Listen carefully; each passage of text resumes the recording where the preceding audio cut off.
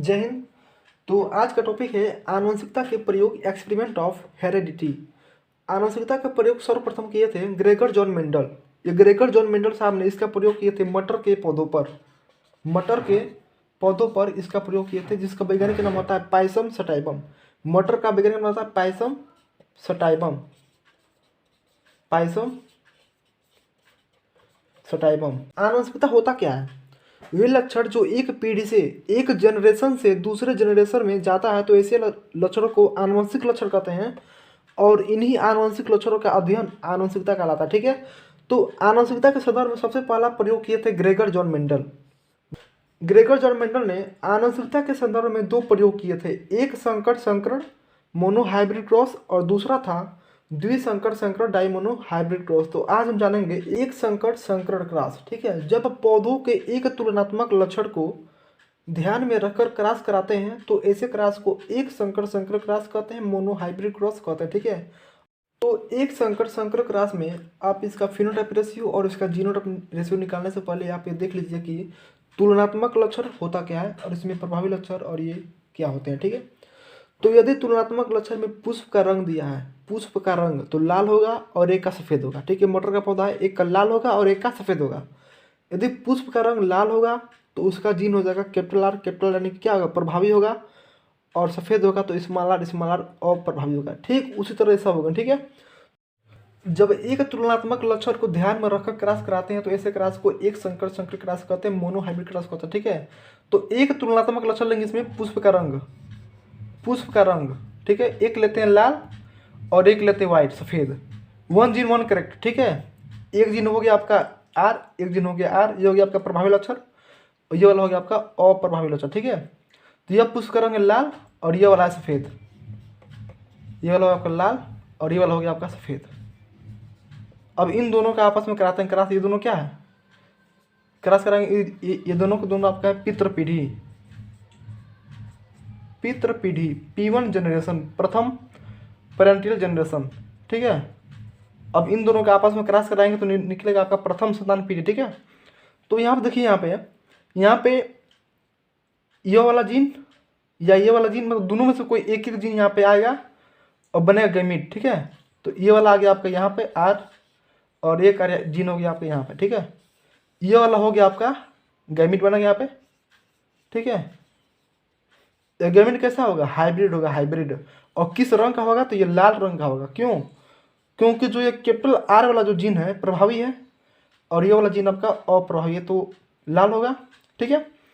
ये वाला आपका हो गया प्रथम संतान पीढ़ी, प्रथम संतान पीढ़ी F1 जनरेशन, यानी कि फर्स्ट फेलियर जनरेशन, या इसको कह सकते हैं हम F1 जनरेशन। ठीक है।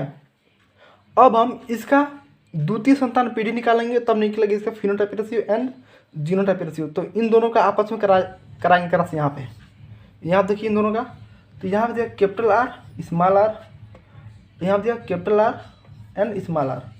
ठीक है। तो सिंपली लेके चलेंगे इसको हम। तो इसका क्रॉस इसमें कराएंगे, फिर इसका क्रॉस ऐसे कराएंगे। ठीक है। तो यह हो गया capital R and capital R, फिर यह हो गया capital R small R, capital R small R, small R capital R. लिखेंगे कैपिटल आर यहाँ पर भी होगा और स्मॉल आर। ठीक है। ये small R and small R. तो अब यहाँ पर देखिए कि यहाँ पर किस रंग का अगला पौधा मिलेगा। यह हो गया आपका द्वितीय संतान पीढ़ी, द्वितीय संतान पीढ़ी, द्वितीय संतान पीढ़ी F2 जनरेशन, F2 जनरेशन। ठीक है। अब यहाँ पे देखिए ये वाला है कैपिटल आर, यानी कि लाल रंग का जीन है। यहाँ पे दोनों जीन पेयर में है, तो ये वाला दोनों प्रभावी होगा, तो हो गया यहाँ पे लाल। और यहाँ पे देखिए ये वाला लाल रंग का जीन है और ये वाला आपका सफ़ेद रंग का जीन है, लेकिन सफ़ेद वाला क्या है? अप्रभावी है और लाल वाला क्या है? प्रभावी है। तो लाल वाला सफ़ेद वाला को दबाएगा, यानी कि क्या होगा? लाल रंग का जीन यहाँ पे प्राप्त होगा, यानी कि लाल रंग का पौधा यहाँ पे बनेगा। और यहाँ पर यही होगा, लाल होगा। लेकिन यहाँ पे क्या स्मॉल आर स्मॉल दोनों क्या? दोनों सफ़ेद जीन है। देखिए यहाँ पे सफ़ेद वाला यहाँ पे। ठीक है। तो यहाँ पे होगा सफ़ेद। अब हम इसका निकालेंगे phenotype ratio. And genotype ratio. ठीक है, तो यहाँ पर देखिए फिनोटाइप रेशियो और जीनोटाइप रेशियो होता क्या है। Phenotype ratio, phenotype and genotype.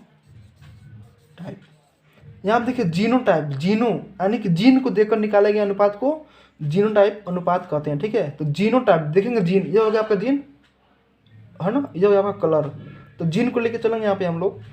तो ये हो गया आपका, एक है लाल वाला जीन कैपिटल आर, ठीक है, यह जीन अलग है, ये वाला दोनों जीन एक टाइप का है। ठीक है, कैपिटल आर कैपिटल स्मॉल। ठीक है, ये वाला मतलब एक अलग है, दो अलग है और एक अलग है, यानी कि एक संबंध है,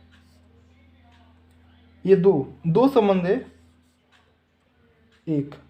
यह हो गया आपका जीनोटाइप अनुपात, जीनोटाइप रेशियो निकल गया आपका यहाँ पे। अब निकालेंगे यहाँ पे हम लोग फिनोटाइप रेशियो। ठीक है, फिनोटाइप यानी कि जब हम किसी पौधे के यहाँ पे किसी भी मतलब वह रूप आकार व्यवहार को देखकर निकाले गए अनुपात को फिनोटाइप रेशियो कहते हैं। मतलब इसका देखेंगे रंग को निकालेंगे, रंग को देखकर निकाले गए अनुपात को फिनोटाइप रेशियो कहेंगे। ठीक है, तो देखते हैं रंग यहाँ पे, ये हो गया लाल रंग, ये भी लाल है, ये भी लाल है, एक सफ़ेद है ना, तो 3 लाल है और एक सफ़ेद है, तो यहाँ पर हो जाएगा 3 संबंध है एक।